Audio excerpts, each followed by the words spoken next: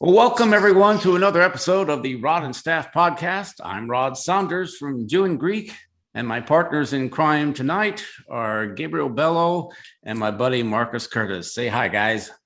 Hi, guys. Hi, guys. I knew that was coming. We've been talking about doing this video for a long time, and it was just a matter of getting our schedules coordinated and everything. But finally, we're getting around to doing it. All three of us are musicians, and we've all been involved in worship teams at different times or numerous times throughout our Christian walk. And so we wanted to just talk this evening about worship and worship music, and make some observations about things that we think could be improved and things that we've seen work well in the past and so forth. And given the fact now that a lot of people are cooped up at home, a lot of what church amounts to is just basically you zoom in to the church service and then you watch the worship online. And so worship is a big part now. It's always been a big part, but it's taken on a different role now, I think, as far as church during the pandemic. So anyway, Gabriel, you want to share a little bit about your experience? Well, it's been wonderful. It's been interesting, been educational, and it's getting funnier. There's some gray in that beard. There's a lot of gray here, but that's, this is the part where I don't like the hair. But yeah, I mean, just to start it from set a whole parameter. I don't even like how the word worship and music have been conflated, because it's Vadi Bakum, who is in that camp over there, but I really, he ministers to me, man. Like that guy is not afraid to put the hammer down on right stuff. Mm-hmm. He talked about one of my favorite videos of him preaching, and this was preaching. This was not teaching. He talked about, he was at this church congregation, and they said, well, we're gonna worship, and they're gonna come and preach. He said, no, you're gonna sing some songs, and worship is gonna continue when I bring the word. So that's been, because we think, I told my first pastor and several pastors that I've worked for afterwards, I clean the toilet at the church as an act of worship to the Lord. What you do, the word says, do everything as unto the Lord. So, a believer that goes on the stage and we spend all this time making this performance good, and then their life's in shambles, the bathrooms are a wreck, or there's other things that need to be attended to, and it's like, well, that's not important. It's like, no, it's all important, because I'm pretty sure the streets of heaven are not a wasteland, and then in the throne room it's immaculate. So but it kind of gets you into that mentality of a lifestyle of worship. Mm-hmm. Not just coming and singing, and not just, not that that's not worship, but I feel like it makes people that serve in other areas in the body of Christ, like it's not as important, because, well, this is worship and what you do is just service. No. I mean, like, that's what the word means, is to serve, doesn't it? Worship means to serve. It's one of the definitions. That's one of the definitions that I've been, that was kind of beat into my skull when I was a young believer. So you could break down the Hebrew and the Greek of what that word, what that word means and what it entails. But specifically when it comes to the music now, I mean, on the one hand, it's been kind of interesting to see the building removed from the equation, and to see so many people just like, yeah, I don't really need this. And, I don't really, because they were not living. I mean, as you all know, what does the word say? There's going to be so many many will say unto me that day, Lord, Lord. And those are actually people that were casting out devils.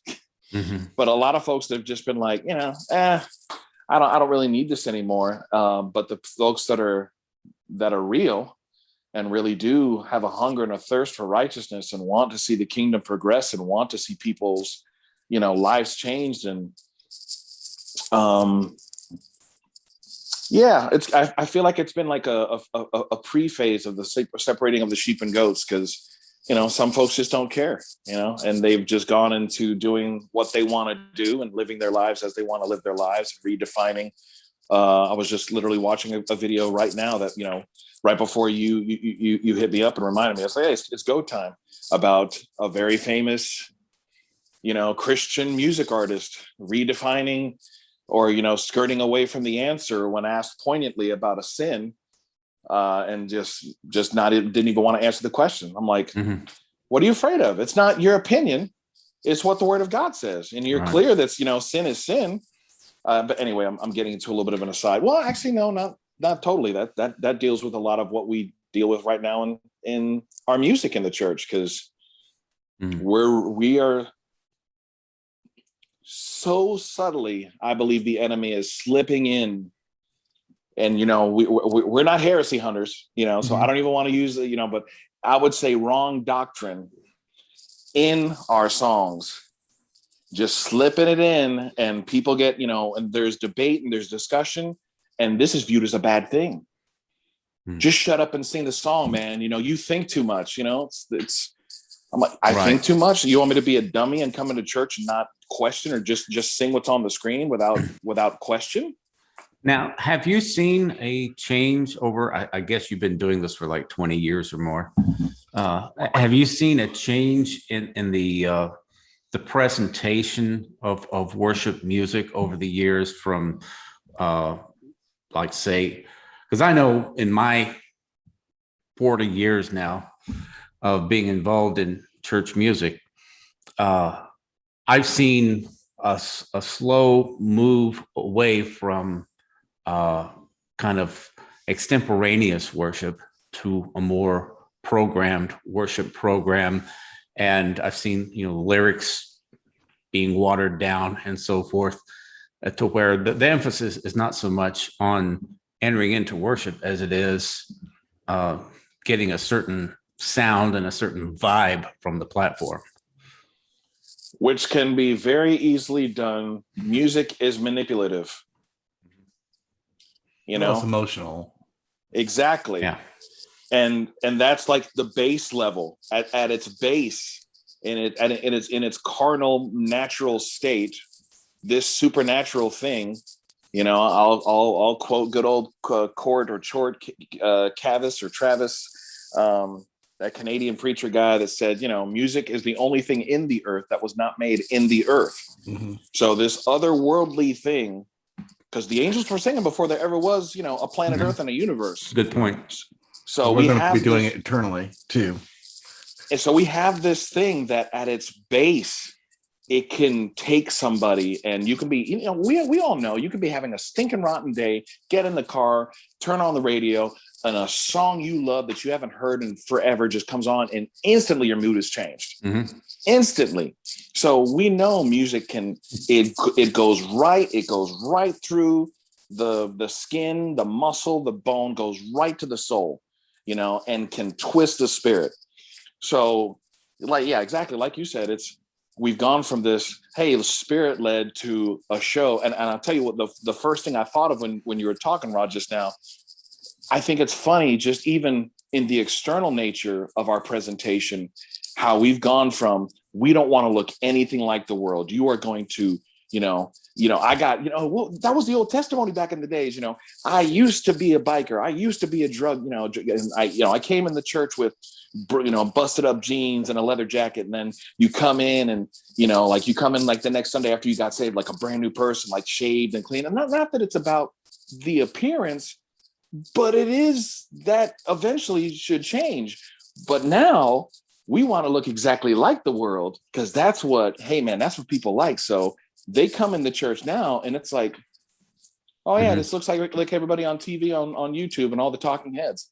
I mean, it blows me away, man. Like it actually, at first it really made me mad. Now it kind of makes me laugh, and I'm coming around to getting where I'm getting mad again, because people are dressing this way and not thinking about why they're dressing this way. They're dressing this way because this is how everybody is dressing. I mean, dude, I still wear suits. I mean, I wore a suit and tie just this past Sunday, dress shoes. Yeah, you don't I'm not see saying- that too much anymore. I mean, not that that's where it's at and that's what it's about, but it's kind of my way of thumbing nose at the culture and saying, look, I'm going to be different.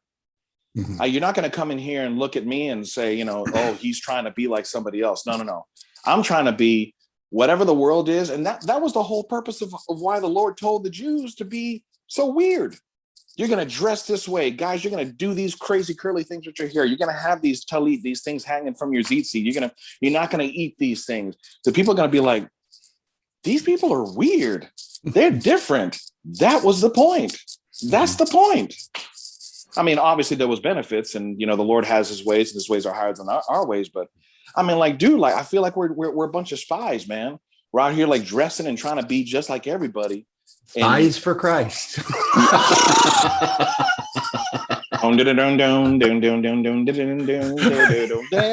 That's funny.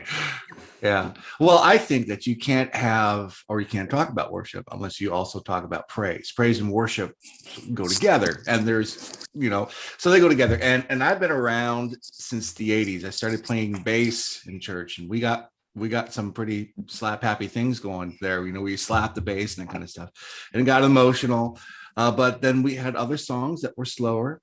And the thing about that is that during the 80s and during the 90s, when we worship, we encountered God's presence. And once you encounter God's presence in that spirit of worship, which is basically a higher level of praise, worthship, declaring his worth is what you're doing. Okay. So like if you shoot a gun, how well you shoot a gun is called marksmanship. How well you worship is called worthship or worship. Okay. So we encountered God so much. I remember services where the Spirit of God was so heavy that there was no preaching. There was a message reserved. We went in, we worshiped, and then the worship kept on going, and the pastor felt led to continue the worship. And during that atmosphere of worship, the Spirit of the Lord came down, and people were healed, people were saved, people experienced salvation. You don't have to go to the preaching message to experience that every time. God doesn't move the same way every time. He doesn't heal the same way every time. I mean, if you look at the way he healed blind people, sometimes he made clay, sometimes he just healed them outright. So that's the same way with worship. I mean, God doesn't, you encounter God when he moves in a worship service. And once you do that, you're hooked. You're never the same. So when worship does tend to get watered down, you don't have that move anymore. And when you come in, every time you have a choice, you can either be a thermometer or you can be a thermostat. You could say, I don't feel God, I don't feel God, I don't feel God. Or you can set that temperature and you can press through until you do feel God. And in order to do that, you're going to need a little bit more than 20 minutes sometimes, I think. It takes time sometimes to press through to get to that upper level, especially if in prayer, in worship, and all that kind of stuff. Everything is so structured, and it's going to end at a certain time no matter what. Sometimes God needs a little bit more time. You have to break up that fallow ground so that the seed can take root. And that fallow ground, that hardness of your heart that has to be broken up. And guess what breaks that up? Worship breaks that up. And if that's broken down, or if it's taken out of the equation, maybe your heart's not in a place where it can receive that word. So this is the importance of worship. And if you look at how it was modeled in the Old Testament, this is why David is called a man after God's own heart. What did David do?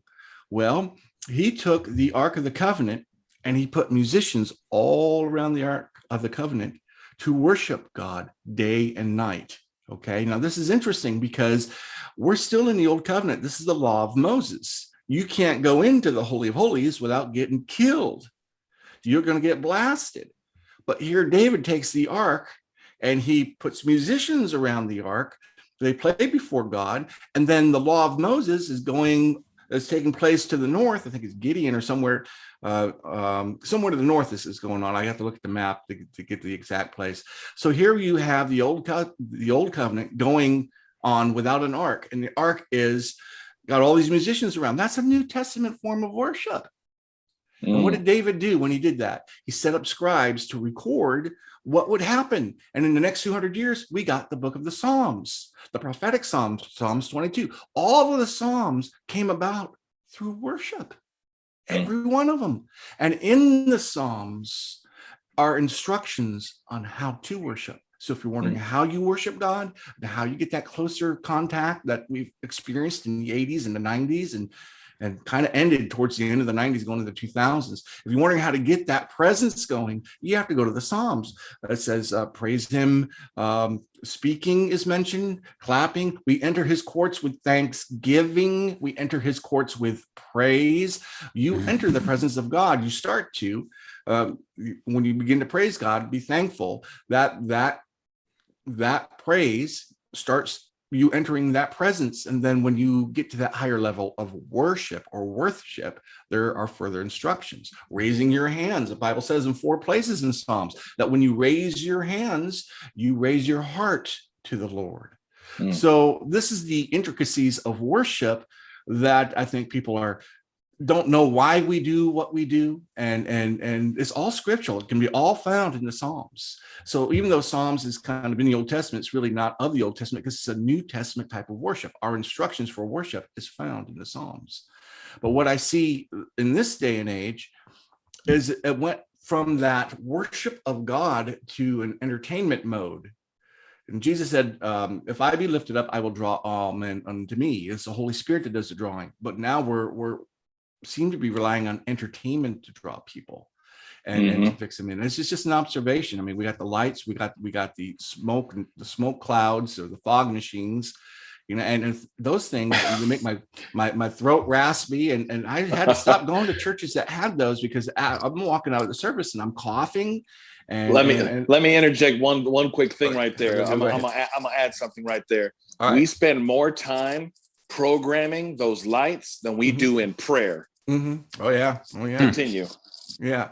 So that's the thing. It seems to me that it's gotten more to an entertainment thing, and not just in the entertainment aspect of being entertained, but also in the entertainment aspect of industry. Songs are being written we want to write music to sell it to churches to use. And I remember doing an Easter cantata in the church I was in, and they bought all the CDs and all that kind of stuff. They had to buy the rights to play it in the church.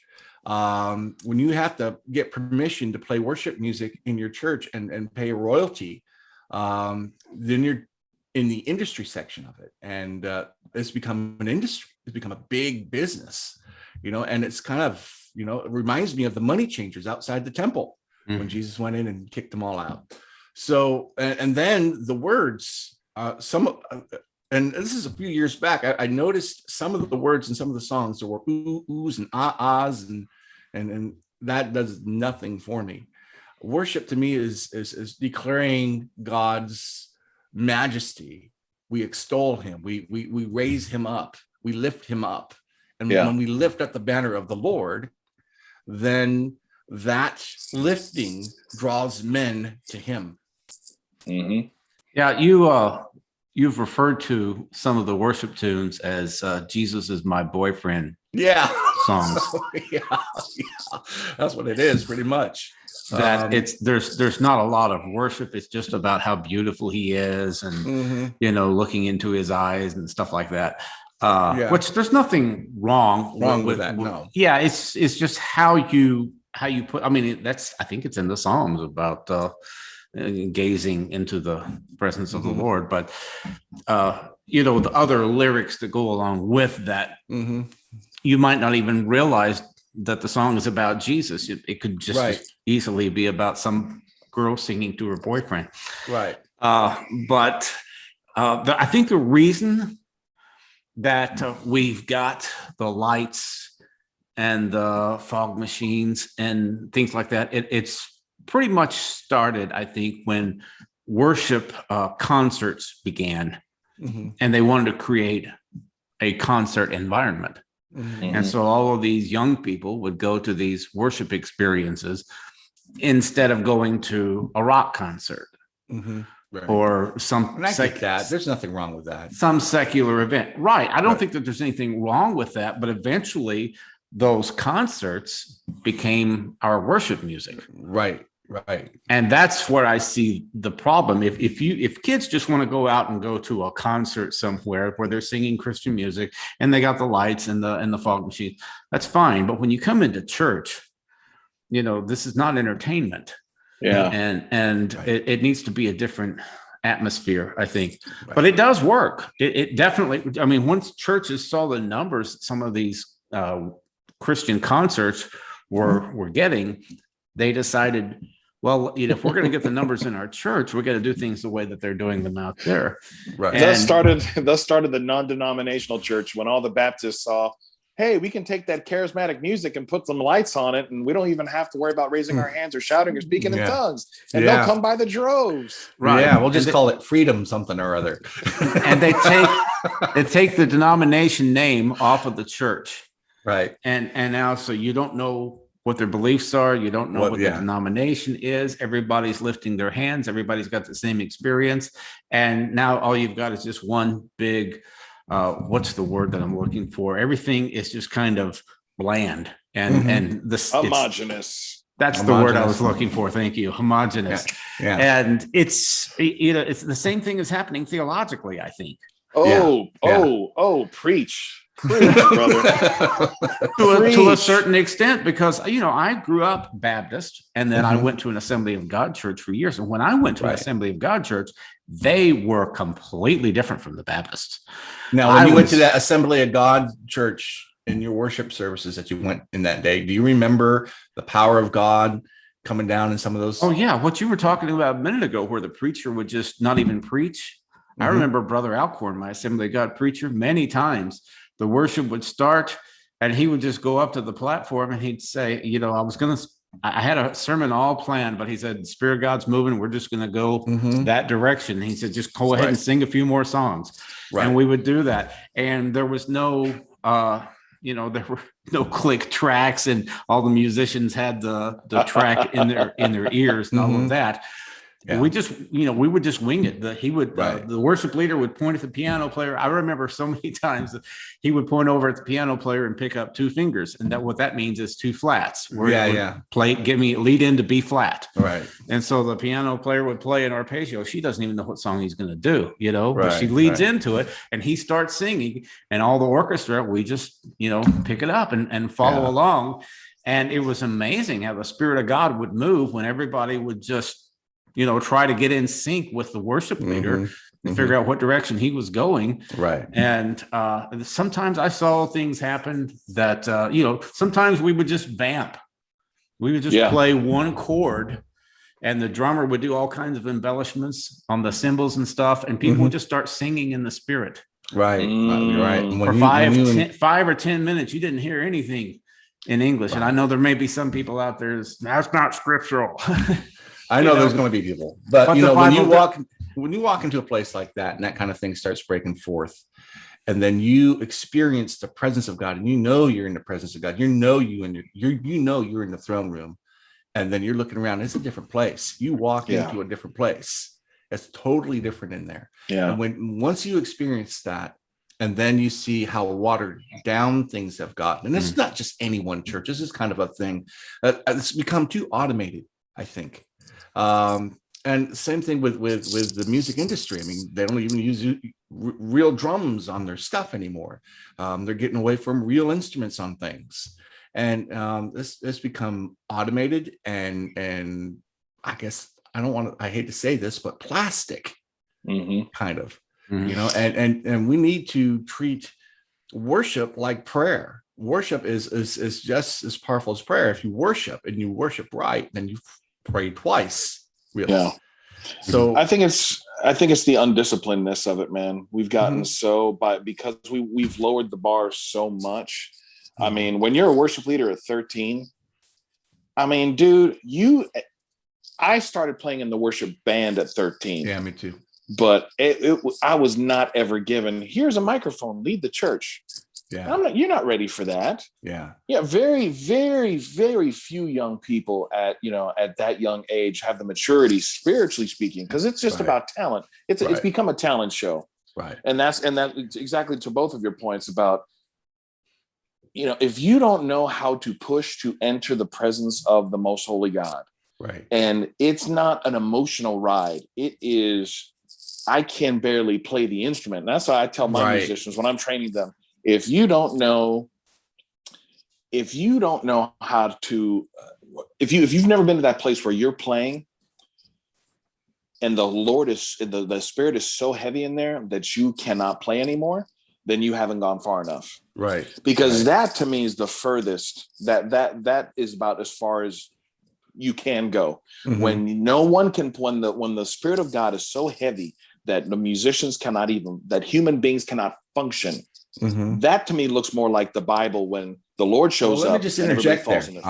We've had services like that, but what would happen before the service is that people would show up and pray for 45 minutes before the service stopped. They would show up. We had prayer groups, and half the church would be in the basement of the church praying for the people that are going to be in that service, praying for people who come up out of that who've never been in that church or any kind of church before.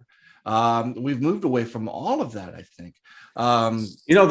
There's a church here in Oklahoma that when you enter into the church before the service, instead of people gathering together for prayer, they're playing rock music.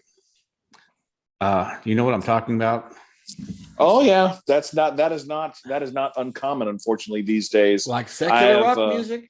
Secular, yeah. Well, instrumental stuff. I'm not talking about singing, but they're just rocking out as people come in and setting the. Well, I've heard secular music. I've heard secular rock music. I've heard straight up secular music just being played when you come in. I'm like, oh yeah, what are we trying to invite here? What are we trying to do here? Now we have to clarify something though. See, I'll show you. I'm not opposed to rock music. Okay. There's an earthquake of rock and roll. Yeah, just to let you know. But I think there's a time and a place for certain things, and maybe I should clarify then. But church is not the place where you would play something. Church is I don't know. It's there's nothing wrong with the music in and of itself. We don't want to demonize all this stuff to the point to where it's not the style of music. There was a church out there on the East Coast that actually did Highway to Hell during church service. I thought that's what you were talking about. Now, and it's not always that bad, but I mean, when you've got music that sounds like Highway to Hell, or just hard rock, what we used to call hard rock, eventually metal. I don't think that sets an atmosphere for people to come into the presence of God. And but it's high energy. They want that high energy rock vibe when people are coming in, because they're trying to get people all excited and revved up. And I don't think you can get people revved up like you could at a rock concert, but that doesn't necessarily invite the presence. I think it depends on what you're trying to accomplish, to what Marcus was saying. I think different styles are like different tools. And I've actually used this as an example. I did a concert and I had my guitarist with me who's fluent in so many different styles. And I said, man, give me some double distortion. Give me some, like the overdrive. And he started shredding. I said, that's the sound of war. So like, this is heavy, angry, intense, like this is the face you make when you play that music. That's not, I would see that if you're doing intercession, that would be appropriate, perhaps, depending on what you're trying to accomplish. But yeah, if you're just trying to come up and like praise, I don't know if I would use that for praise. Maybe. I mean, Petra had some good praise music, but it wasn't like that. The heavy stuff was, or Striper, their heavy stuff was missional. It was evangelistic, because they had prayer at their concerts. Oh, of course. Passed out Bibles. And I have friends that went to those concerts and thought they were strange, but they were going onto the battlefield. So wouldn't war music make sense on the battlefield? Right. War music wouldn't sound right at the house. You know what I'm saying? It's I don't have any problem with distortion, because if you think about it, these pipe organs that were used hundreds of years ago generated plenty of distortion. Oh yeah. The whole building shook. Yes. That was kind of the whole purpose for Yeah. making some of these monstrosities in these old churches, where the pipes go up 50 feet or so. Mhm. And but it's got a kind of a majestic sound to it when the whole building is rumbling like that. So distortion can be a good thing used in the right way. Absolutely. Well, and that's what I'm saying. I have no problems with styles.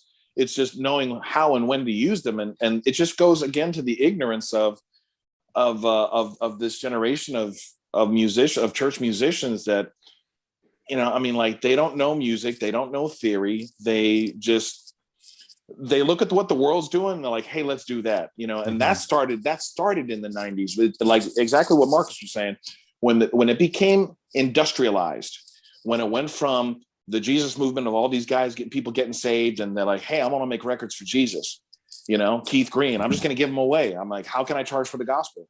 I don't have anything wrong with people, selling records. I don't even necessarily have anything wrong with people doing the CCLI licenses, because, the people got to eat, and some gifted songwriters like Dennis Jernigan and Don Moen.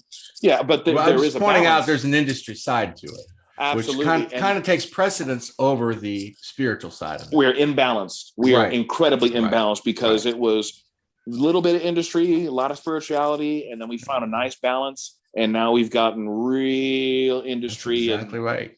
Well, what's interesting. I mentioned when I did my video on Carmen. That back in the 70s, Jesus music emerged, and there wasn't that much money in Jesus music, and then these small independent labels popped up, like Milk and Honey labels, and Maranatha Music, and eventually they started to grow. And around 1980, there was so much money in contemporary Christian music that instead of these just little small independent labels, now these big labels started gobbling up these independent labels, and they weren't even Christian people running. Right. And that's when it started to shift. The whole thing started to shift when you had these demon-filled, unsaved people getting their hands, and they were the ones that they're now signing. They're telling the Christian label, no, you can't sign that guy. Mm-hmm. No, this is the kind of music that you're going to do. I was in Nashville and I was shopping for a record deal with my Christian group, and they said, look, man, if you're doing original Christian music, look, every label has the onus, like they have been handed down the edict from the big four. Only worship music. That's all they're signing is worship music. Right. So if you don't do worship music, which is praise and worship church music, they don't want to sign you. They don't care.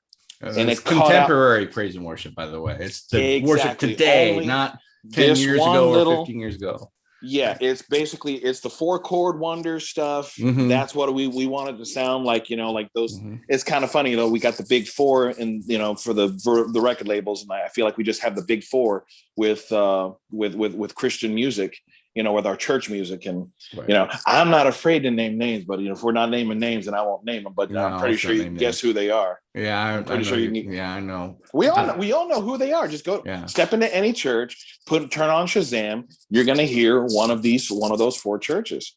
Mm-hmm. So and it completely killed the diversity, because we had all sorts of stuff, man. We had Black gospel artists that were crossing over doing CCM stuff. They were awesome.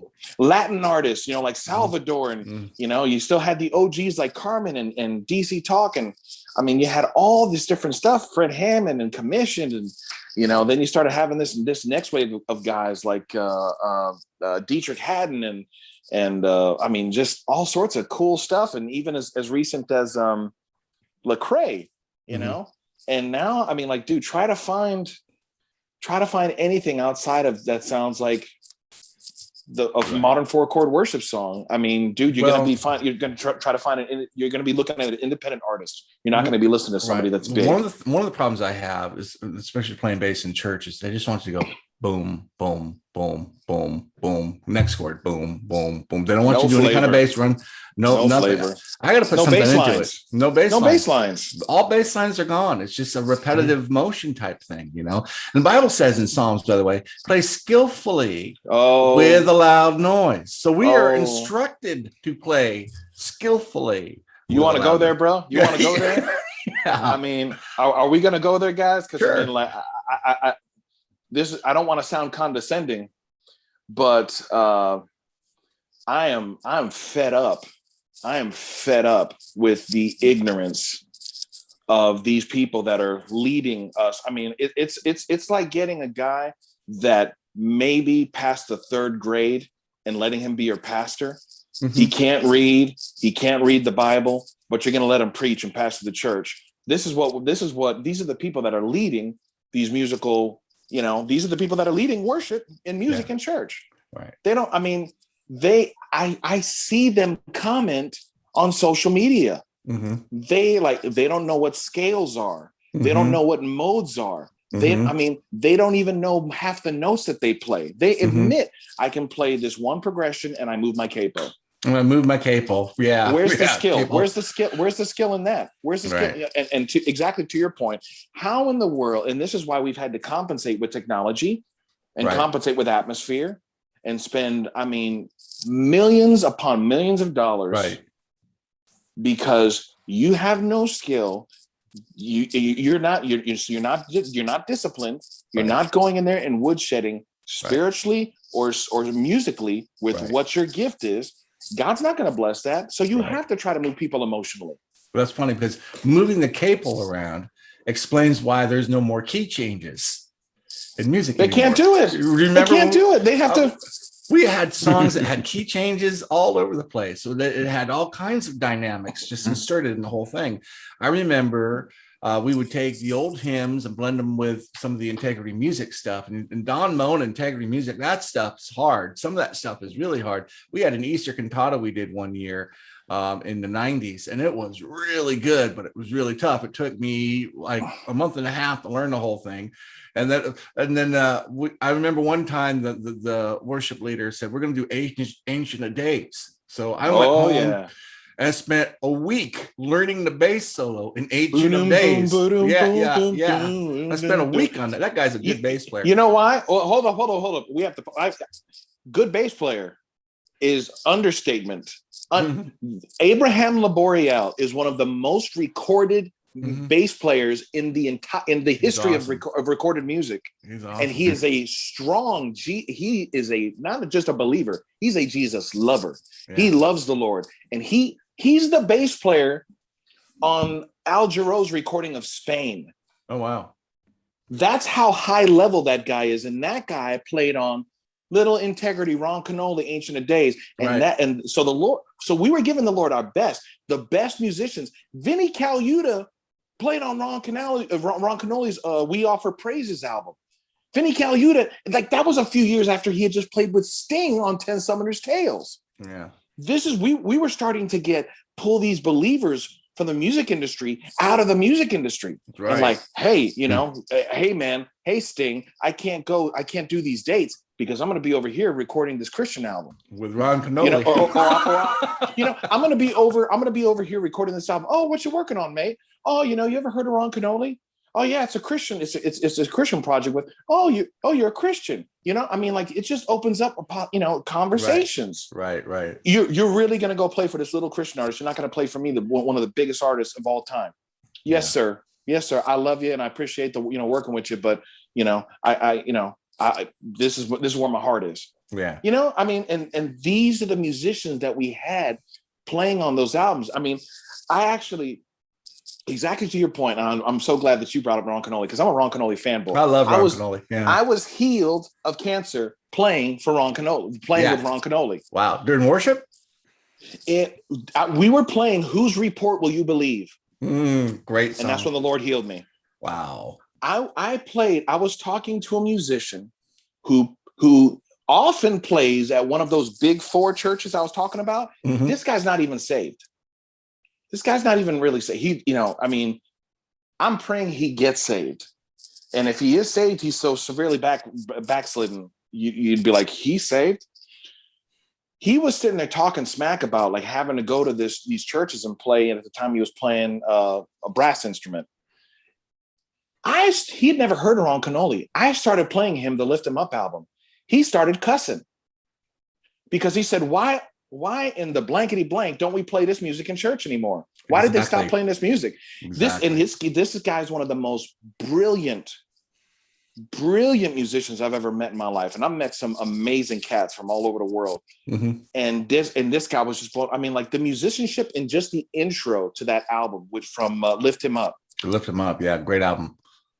Boom, ba da ba bum, ba da ba bum, ba ba ba ba ba ba ba ba ba ba da da ba ba ba ba ba ba ba. It literally does like two or three key changes before they even start singing the verse. Yeah, it's crazy. That's skillfully with a loud noise. Yeah. 30 years ago, I was playing with a worship team for a big church out in Orlando, Florida. And they actually had an orchestra pit that they could lower it down to where you couldn't see us at times. And this was 30 years ago. They had a guy that played in that worship orchestra that used to be with the Tonight Show band. Oh wow! Wow. But he played with Doc Severinsen and Ed Shaughnessy and all those guys, and he would write arrangements for some of the worship music that we did. And you talk about key changes. We had tempo changes, key changes, and everything. Yeah. And there I am trying to play guitar, which at the time, I was not very skillful with sight reading. And you had to sight read this stuff because if you didn't, you would, you'd be lost. It's hard to memorize some of these things in 1 week. Or it's usually not even a week that you have to prepare. They give you something to listen to and you go home and listen to it, but you've got to know how to follow the stuff. And most of these guys could. Fortunately, the worship leader knew that guitar players couldn't do this stuff. And I was willing to try, and he put up with me. Basically, I just throw a few chords in here and there for a turnaround or something like that. But he mainly wanted me there because during the softer worship stuff, I could play acoustic guitar and it fit the mood. But for the rest of the stuff, I was just kind of faking it. But these were very complicated arrangements and took real musicians to do it. Now, that was common 30 years ago to do. Like Marcus was talking about Don Moen, not Don Moen, but Canoli. They would do tempo changes, key changes, and it was you'd have to listen to it a few times to figure out what are they doing there. You don't ever have to replay stuff now. It seems like no. All you gotta do is figure out the key they're in. Yeah, I look at music now and I pick it up to learn it for Sunday. I've played in a couple different churches here recently, and I knew everything within I think an hour just playing through all the songs they were going to do for 20 minutes. I've learned all the spots, and they'll have things where there'll be sections where no musicians are playing, or the drums are playing, the bass is playing, and things like that. But there's an intensity level there that still kind of lingers in there. But what they don't have is timing changes. We'd be doing something that we double time. Or we do like some kind of a Jewish type of song in a minor key and just gradually speed it up, stuff like that. We do all kinds of interesting things like that. And we had the key changes and the other things going on, walking bass lines everywhere. I remember doing some of the jazzy walking bass lines that were just so much fun to play.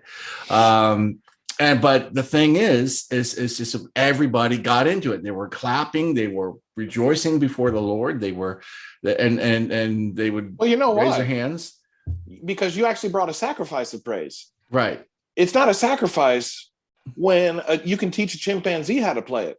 I mean, if it take, and I can't tell you the amount of times where I've been, gone to play at a large church, and I look at the songs, and it's funny because what actually, and partially it was, I made use of that time playing, in mega churches the last few years of, before I got to the church I'm serving at now. Because what I stopped doing, I stopped listening to the music because I'm like, I know I can play this. Like, I know exactly, I know how the song is. What I started doing was going over those lyrics with a microscope. And then, but then it caused another problem because not only did I already have an issue with it musically, then I would come in and like, did you guys look at this line? Do you not, does that ring? Like, talk me through this. Debate, like make a case for this line. And oftentimes, where the conversation ended? Well, maybe we can just change it. No, we're not rewriting a song before we sing it in service. If you agree with me that these lines in this song are problematic, why are we singing it? Right, exactly.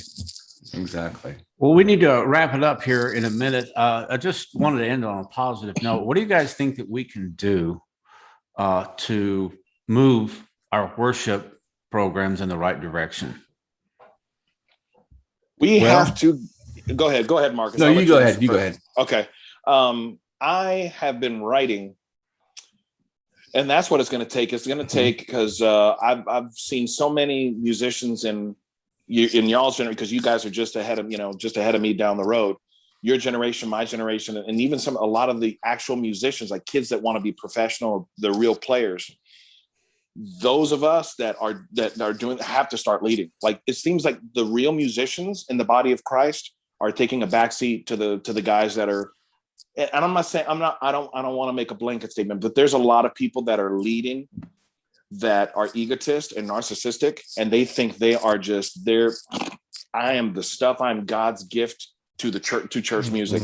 And the real musicians are sitting back and like, well, because they don't have the right look. And that's a lot of that. There's a lot that goes into now what puts the music, why they put whoever up front.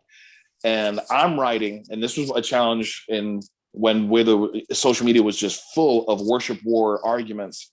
And a friend of mine, this young man, he's like 10 years younger than I am. He said, well, Gabe, like, you have all this talent, you've made all these records, #1 record. Where's your worship album? I said, that's a good point. I haven't done my job of actually doing my part to change it. So I got back I actually was just serving at Pastor Allen's church as a volunteer for like almost 3 years. I was just done with it. I was like, I'm going to serve here at my home church. I love them. The word is going forth, and I don't want to do this anymore. For a living. I have no interest in it because I have so many issues, but it's never going to change if all of us get out of the game. Right. So we have to get in the game, and actively, we have to push against it, man. We have to speak up and say, hey man, like, can I add a bass line? My brother's a bass player.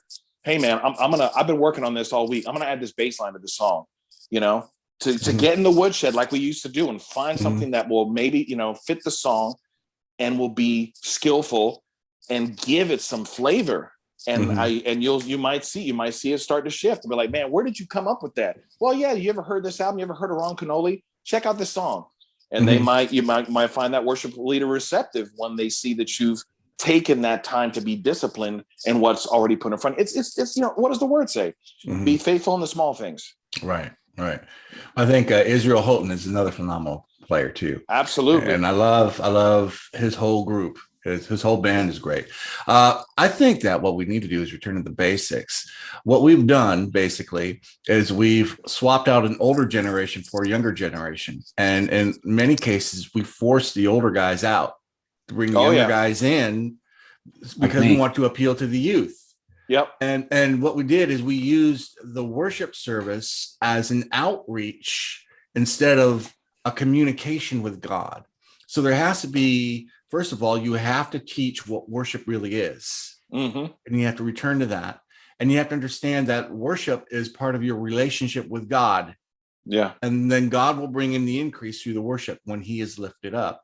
I think prayer before worship, I'm in services where I see these guys, and I've been in worship bands where, okay, the worship part is over, the pastor comes up, these guys go backstage, and you're kind of sit around talking, waiting to come back on stage to the end. Hey, we ought to be in prayer when we're backstage. If you're not listening to the word, be interceding for the pastor for the word. For the word, right.